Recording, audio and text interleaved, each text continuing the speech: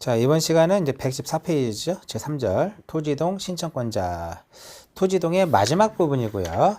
역시 이쪽에서 한 문항 정도가 출제될 것으로 예상이 됩니다. 한 문제 정도 출제될 거라고 예상이 되고요. 29회 때 한 문제가 나왔는데 뭐 굉장히 쉽게 출제가 됐어요. 좀 이따 한번 같이 보도록 할게요. 자, 한번 보면 자, 토지의 이동이 있었다 이겁니다. 그래서 토지의 이동이라고 하는 개념을 확실하게 먼저 잡으시고요. 토지가 이동이 되면 토지의 소유자가 토지 소유자가 신청을 하도록 되어 있죠. 신청을 하는데 누구한테 신청을 하느냐 이겁니다. 누구한테 신청을 한다? 지적소관청에게. 지적소관청에게 이동 신청을 한다라고 보면 돼요. 그래서 앞에서도 말씀드렸듯이 보통 며칠이에요? 60일이죠. 그죠? 근데 바다로 된 토지는 며칠이다? 90일이다. 기억나세요? 그 다음에 신청을 거짓으로 하면 얼마? 벌금형은 잘 시험에 나오지 않는데 그 이왕 공부할 때 하나 정도. 그러니까 중개사법하고 연결하시면 돼요. 중개사법에 거짓된 언행으로 그다음 의뢰인에게 어떤 잘못된 판단을 하게 되면 그 금지행위죠. 1년에 얼마야? 1,000만 원이죠. 여기서도 마찬가지로 토지이동 신청을 거짓으로 하면 얼마다? 1년에 1,000만 원이다. 이렇게 보시면 돼요. 됐죠? 1년 이하 징역 또는 1,000만 원 이하의 벌금형에 처하더라. 자, 이렇게 토지 소유자가 토지이동 신청을 하는데 만약에 비법인 사단 재단이면 비법인 사단 재단의 경우에는 토지 소유자가 신청하는 것이 아니라 여기서는 누가 신청을 해요? 대표자 또는 누가? 대표자 또는 관리인이 토지이동 신청을 하도록 되어 있고요. 그 다음에 바로 전 시간에 했던 도시개발 사업. 도시개발 사업의 경우에는 누가 신청을 해요? 사업의 누가? 시행자가 이렇게 신청을 하더라라고 설명을 해드렸어요. 자, 등기에서도 대위 신청을 할 수 있는 것처럼 지적에서도 토지이동 신청을 무엇할 수 있다? 대위에서 신청을 할 수 있더라 이겁니다. 이 대위 신청 부분도 시험에 자주 언급이 되는 그런 부분이고요. 그러니까 제가 항상 말씀드리지만 지적은 필기노트를 보시면 알 수 있어요. 필기노트가 제가 지금 기억이 안 나는데 20페이지가 안 된다 이거죠. 20페이지가 안 되는데 그 안에서 12문제가 나온다 이거예요. 근데 그 정도를 공부 못 해가지고 어려워서 공부를 못하면 공인중개사 자격증 따기 힘듭니다. 그 정도는 당연히 보셔야죠. 최적의 어떠한 내용을 담고 있는 거니까 그 정도를 보시고 거 살짝 몇 개 살만 붙이면 지적에서 12문제는 맞는 건 어렵지 않고요. 내년부터는 제가 등기법도 필기노트를 제공을 할 겁니다. 내년에는 1월달 이후에 필기노트를 다시 PDF로 첨부해가지고 그 네이버 밴드에다 올려놓을 테니까 들어오셔가지고 같이 그것도 보세요. 자, 대위 신청에서 첫 번째 누가 할 수 있냐면 사업의 시행자가 합니다. 시행자가 하는데 여기서는 뭘 생각한다? 8개의 지목을 생각하신다. 자, 합병해서 우리 11개의 지목에서 뒤에 3개를 뺍니다. 그리고 경계점 표지를 설치하고 분할하는 경우도 있었고요. 분할에 따른 지상 경계는 건물에 걸려서는 아니 되는데 예외적으로 허용하는 거 있었죠. 거기서도 8개 지목이 있었죠. 그 8개의 지목이 바로 뭐다? 천수, 유학, 철도, 구제. 천수가 유학 가서 철도를 구제했다. 이렇게 딱 기억하시는 거죠. 시행자가 한다. 그 다음에 행정기관의 장. 행정기관의 장이라든지 누가 지자체의 장이 토지이동 신청하는데 이건 어떤 경우냐면은 국가라든지 지자체가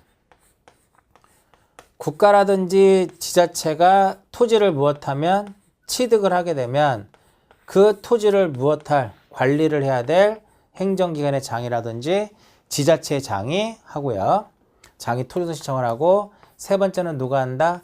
관리인이 하더라 이겁니다. 이 관리인이 하는 경우는 어떤 경우냐면은 주택법에 따른 공동주택부지, 주택법에 따른 공동 주택의 부지. 자, 주택법에 따른 공동주택의 부지의 경우는 누가 한다?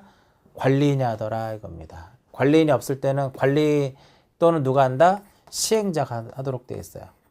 시행자. 여기서 이제 만약에 관리인이 없을 때는 어떻게 할 것이냐. 여기서 시험 잘 나와요. 관리인이 없을 경우에는 공유자들이 선임한 대표자.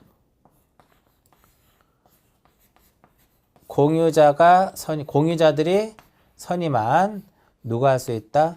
대표자가 토지이동 신청을 한다. 이렇게 보면 되겠고요. 마지막으로 민법 제404조에 의한 채권자가 토지이동 신청을 하더라 이겁니다. 이 4개가 대비 신청 개념인데 8개의 지목이 아닌 다른 지목이 많이 나오고요. 만약에 관리인이 하는데 관리인이 없을 때는 공유자 중 1인이 한다 이렇게 많이 나와요.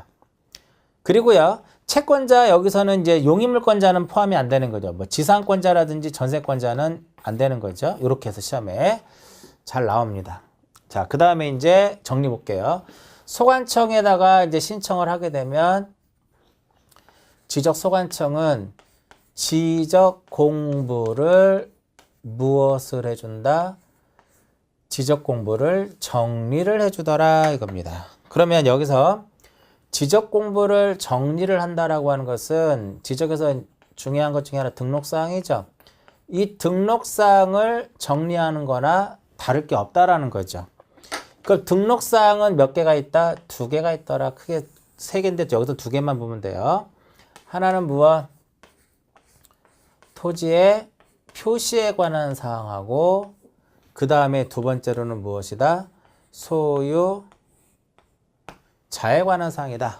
토지의 표시에 관한 사항하고 소유자에 관한 사항인데 자, 토지의 표시를 정리하겠다. 그럼 뭐가 있었다라는 거예요? 토지에 이동이 있었다라는 개념이 되는 거죠. 토지의 표시를 공부상에 토지의 표시를 정리한다. 그럼 토지에 이동이 있었다라는 것을 의미하는 것이고 소유자를 정리를 하겠다라고 하는 것은 소유자에 대해서 어떤 변동사항이 있었다 이렇게 보면 되는 거죠. 이해하셨어요?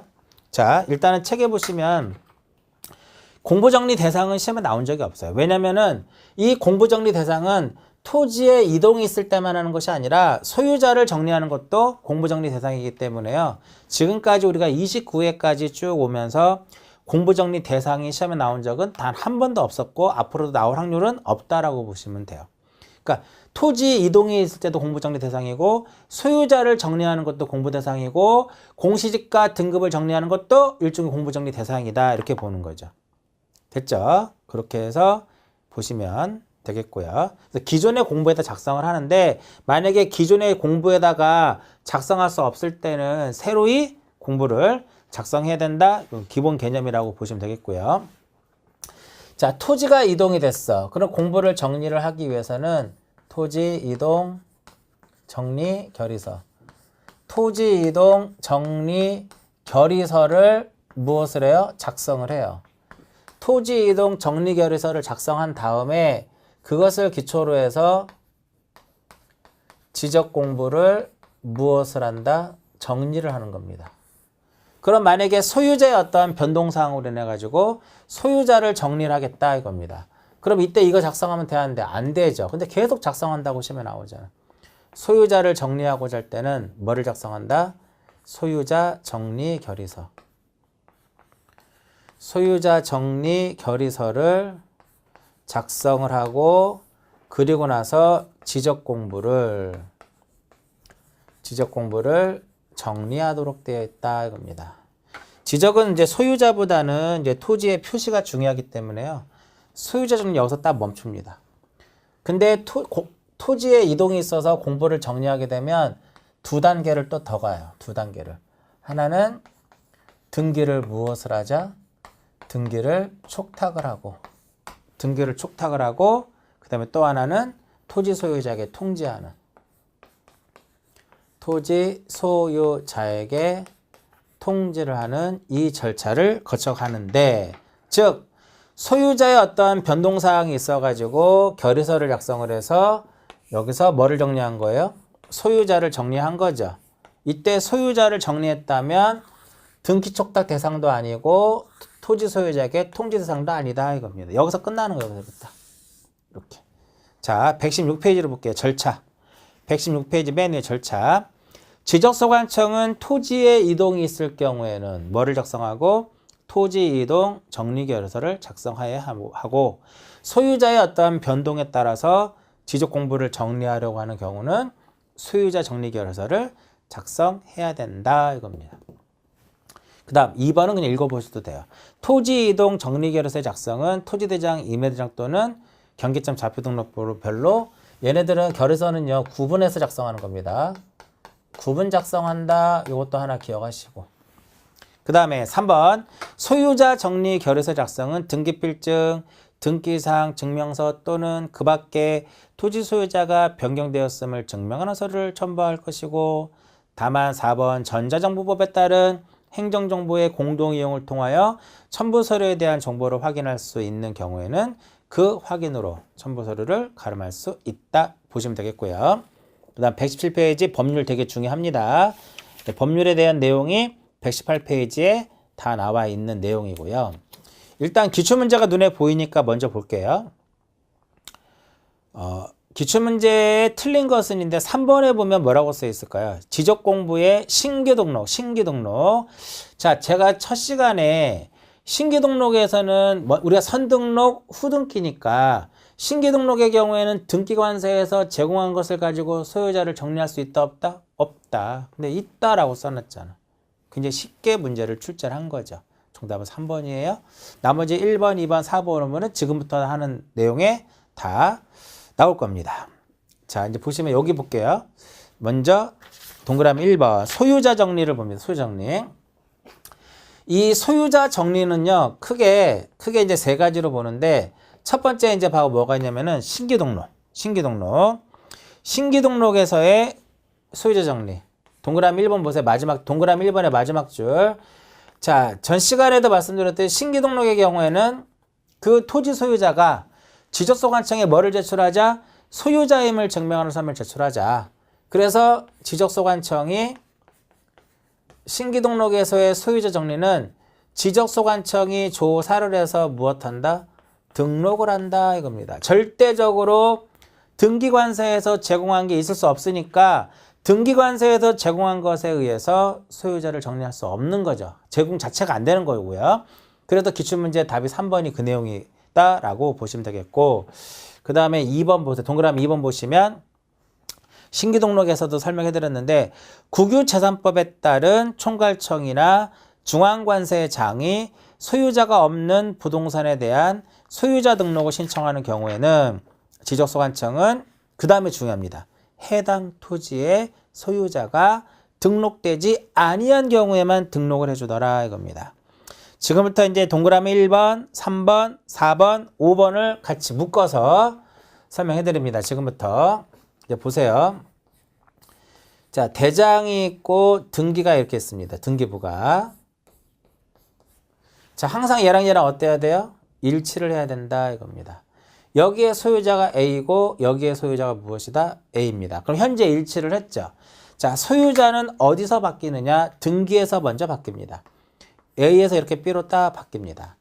그러면 등기에서 소유자가 A에서 B로 변경이 돼도 여전히 대장상의 소유자는 누구로 되어 있어요? A로 되어 있다 이겁니다. 그럼 이렇게 알려준다 이거죠. 통지를 해줍니다. 통지를. 따라서 결과적으로 보통 일반적으로 대장상의 소유자 정리는 동그라미 1번 등기관서에서 무엇한 거? 등기관서에서 제공한 것에 의해서 이루어지는데 등등 이렇게 들어간다. 등등 4개라고 그랬죠. 1번에 보면 4개 써 있을 겁니다. 등기 필증, 등기 완료 통지서, 등기사항 증명서, 등기 전산정보 자료에 의해서 소유자를 A에서 무엇으로? B로 변경을 하는데 동그라미 3번 보세요. 무조건 하는 것이 아니라 대장상의 토지의 표시하고 등기관세에서 통지한 통지서의 토지 표시가 서로 일치를 해야 돼요. 일치를 했을 때는 A에서 무엇으로 바꾼다?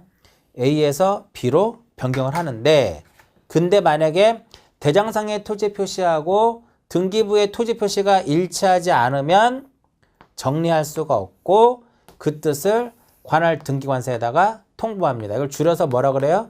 부합하지 않았다. 불부합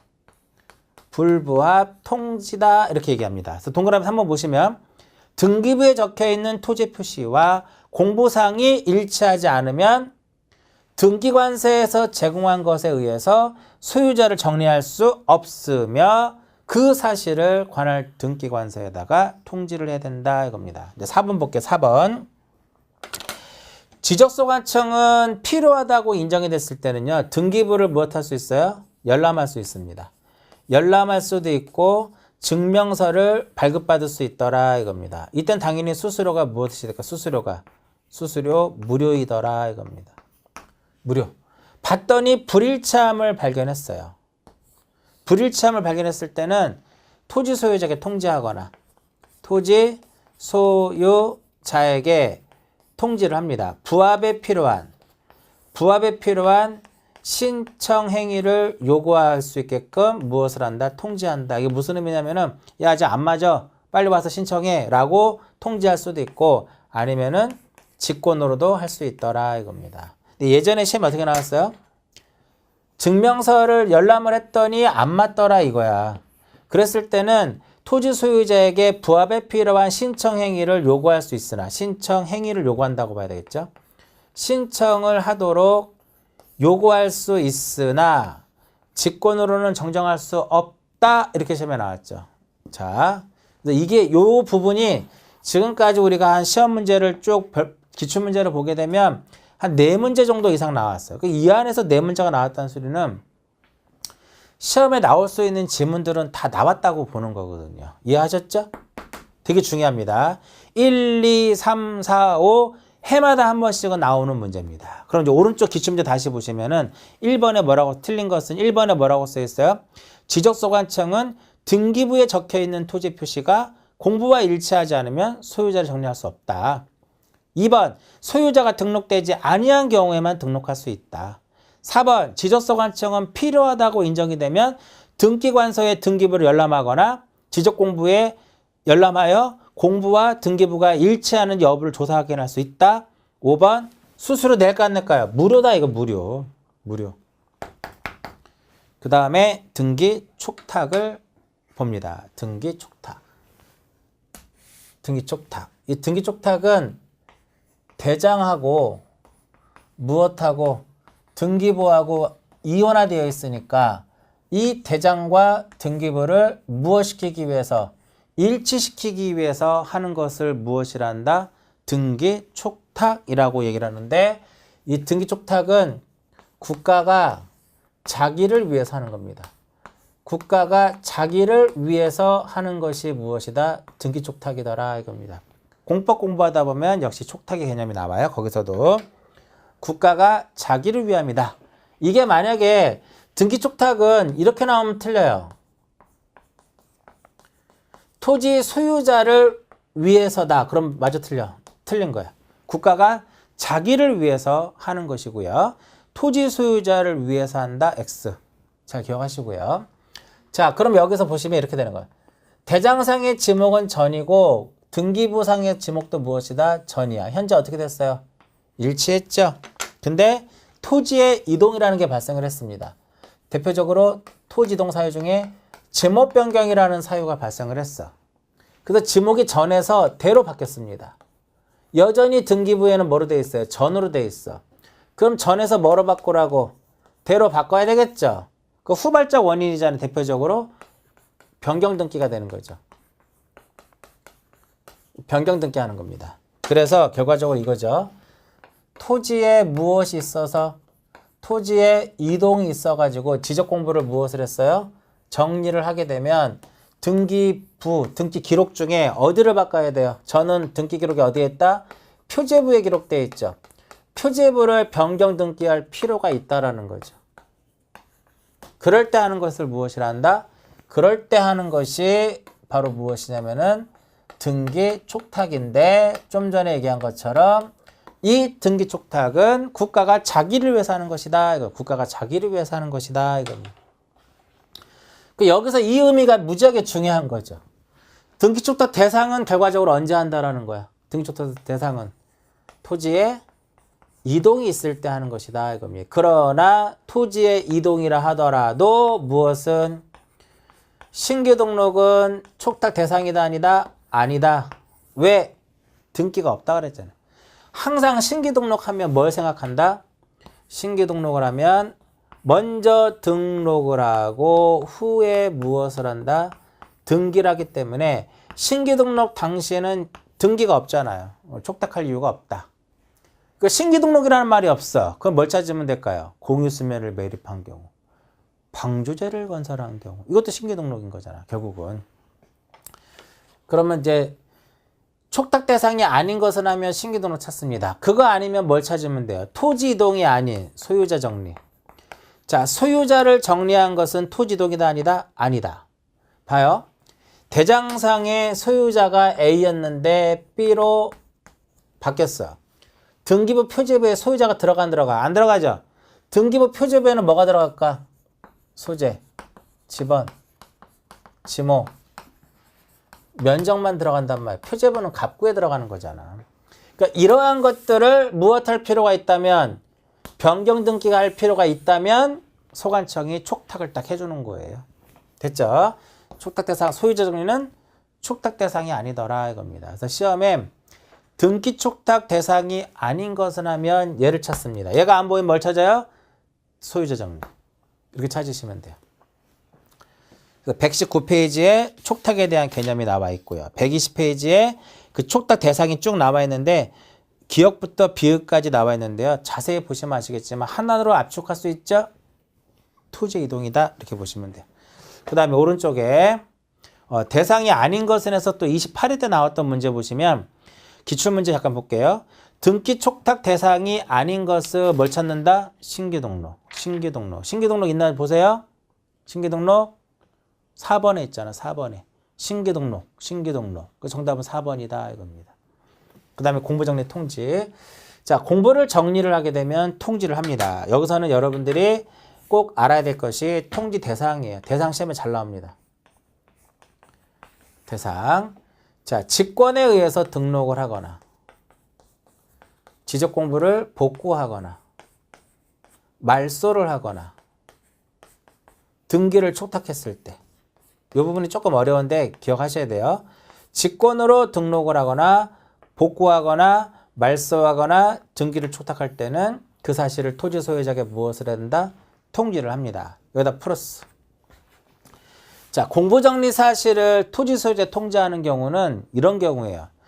공부정리 사실을 토지 소유자가 모르는 경우에는 통지를 해줘야 된다 이겁니다. 그럼 보세요. 이건 이해하시면 돼. 자, 등록사항을 직권으로 정정을 했어. 토지 소유자 알아 몰라? 모르죠. 통지. 지번 변경했습니다. 지번을 누가 변경을 해요? 지적소관청이 합니다. 토지 소유자한테 제가 지번을 변경해도 될까요? 라고 묻지 않아요. 시도지사의 승인을 얻어서 지번을 변경합니다. 역시 토지소유자 모르겠죠? 알려줘야 됩니다. 그리고 우리 앞에서 도시개발 사업은 누가 신청을 해요? 사업의 시행자가 토지이동 신청한다 그랬죠? 또 공부가 정리가 됐어. 모르잖아. 그러니까 알려줘야 돼. 됐죠? 그리고 제3자가 토지 소유자를 대위해서 했습니다. 모르죠? 알려줘야 된다 이겁니다. 그리고 기타 행정구역 개편. 행정구역이 개편이 돼가지고 지번을 새로이 부여하면 역시 토지 소유자 모르니까 이를 무엇해야 된다? 알려줘야 된다 이겁니다. 이해하셨어요? 이러한 경우가 대표적인 바로 무엇이다? 토지 소유자에게 통지를 해야 될 것 9가지 사유입니다. 여기 몇 가지가 있어요? 여기 4개가 있고 여기 5개가 있잖아. 그러면 이제 일단 이렇게 보시면 돼. 통지 대상이 아닌 거 뭐 찾으면 돼요? 소유자 정리는 통지 대상이 아니다? 통지 대상이다 아니다? 아니다. 촉탁 대상이다 아니다? 아니다. 그래서 소유자 정리 찾으시면 돼요. 이제 통지를 해줘야 되는 거니까 통지 시기. 통지 시기 굉장히 또 시험에 많이 나옵니다. 그럼 왜 통지 시기가 시험에 출제가 많이 되느냐? 날짜가 나오기 때문에 그래요. 통지 시기는 2개로 나눠져요. 변경 등기를 필요로 하느냐? 변경 등기를 필요로 하느냐, 필요하지 않느냐로 나눠집니다. 그 공부상에 이제 그 변경 등기를 필요로 하면은요, 변경 등기 필요하게 되면은 등기 완료 통지서, 변경 등기는 표제부죠. 등기 완료 통지서를 접수받은 날로부터 며칠 15일 이내에 통지하도록 되어 있고, 변경 등기가 필요하지 않으면은 지적 공부에 등록한 날로부터 얘는 며칠이다? 7일 이내에 통지하도록 되어 있어요. 다시 변경 등기 필요하면은 등기 완료 통지서를 접수받은 날로부터 며칠? 15일이고요. 변경 등기가 필요하지 않으면 공부상에 등록한 날로부터 며칠이다?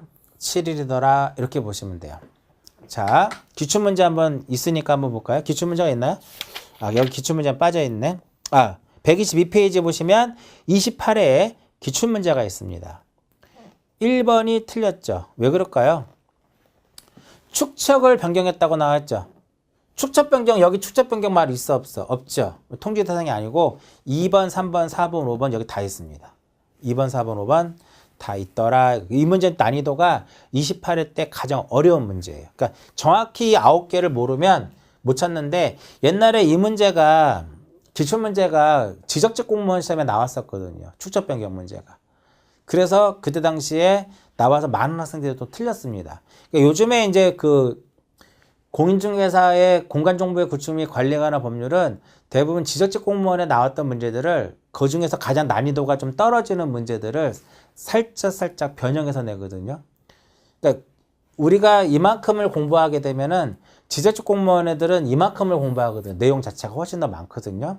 근데 이 중에서 요만큼이 중복이 돼요.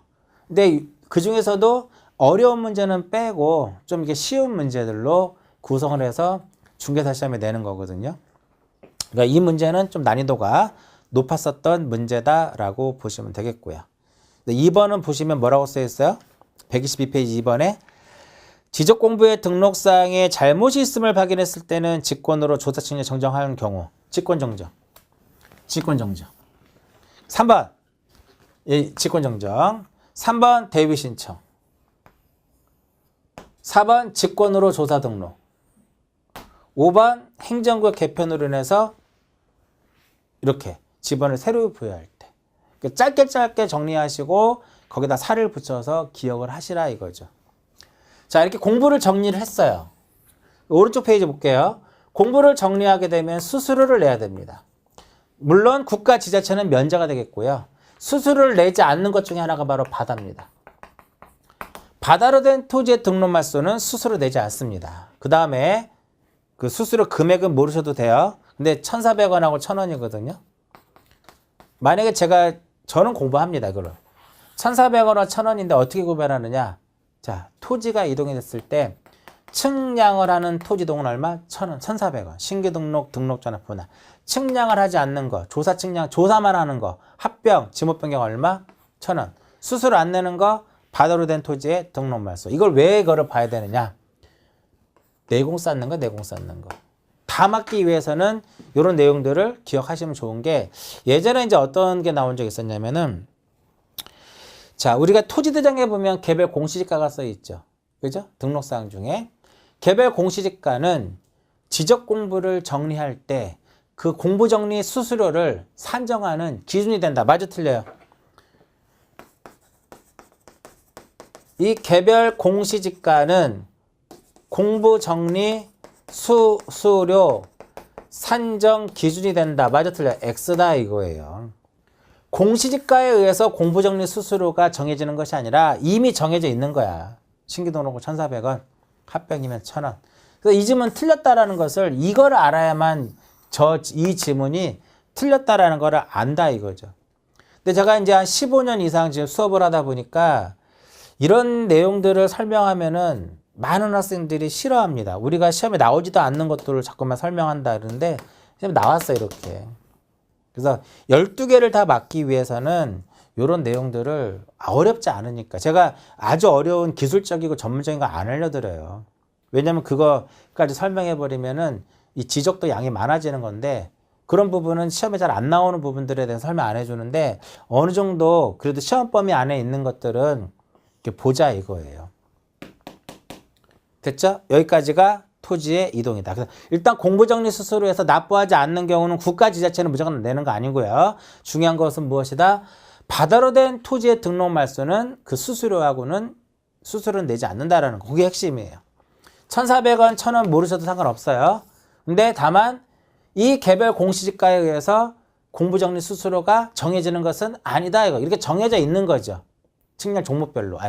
토지이동 종목별로 공부정리 수수료가 정해져 있는 것이지 공시지가에 의해서 왔다 갔다 하는 게 아니다 이겁니다. 자, 여기까지가 3장 토지의 이동이고요.